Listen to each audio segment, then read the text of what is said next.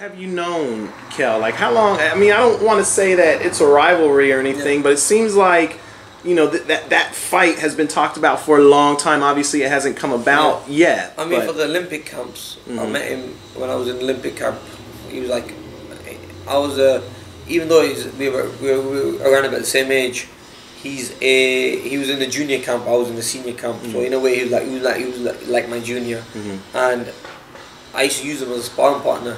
Used to tie one hand behind my back and used to, and they said to me, just use use your jab against him. You know, are you being serious? And I'm serious, yeah. Wow. I was only allowed to use one punch. Like they used to say, I used to remember the Team England coaches used to say to me, Amir, you spar with Kell Brook, you're only allowed to throw 5 right hands in this round. Stop no more. It. Are you serious? I'm telling you, man. Wow. I'm telling you, that's the. So I used to school him, you know. I used to just play with him, and that's literally what I used to do. I used to literally just play with him and hit him and make him miss, and and I was never allowed to open up because I was the better fighter, and I used to always hurt him. So that's why, like, I think that's why he's so bitter about that. You know, them beatings he took off me.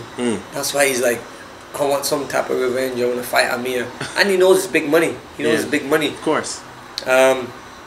But I mean, if we had taken this fight 3 years ago, it would not be worth the money it is now. Now, I think, is the time where the fight is going to be big, and it's going to be worth a lot of money. Where everyone behind it, everyone wants to see the fight. But let him get past his big fights. I want him to focus on what he has in front of him, and maybe that fight happens. But yeah, I mean, when we spar, I used to school him, and I mean, that was even. He used to wear head guard and the body protector and big gloves, and small gloves. Sorry, I used to wear the big gloves and big, so I don't hurt him, and no head guard, so that way he has a chance to. Wow. He has a chance. Yeah, man. I mean, he was all padded up, head to toe. he was padded up head to toe. That's why he was, just so he doesn't get beats, you know. And I still get them shots in. How? I mean, do you remember those sparring sessions? I used to be in Sheffield. I used to be in training camps in Sheffield at the EIS. It's the Olympic training camp, and he used to come in with his dad Terry, bouncing around, and you know, and after the first spar, he never bounced around again. Wow. He's just walking. You know he's going to dispute all this. He's 100%. Look, and you know they keep saying that this never happened, that never happened. Even with the same weight in the Olympics, around the Olympic camp. If it was true, then they would have picked him for the Olympics. Good point. You know, if it was true, he would have been national champion. I mean, I won every national champion in amateurs. Every national champion I won.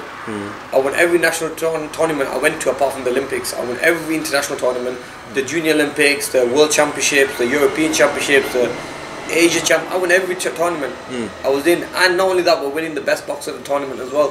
Whereas Kell Brook was never there. You know. Wow.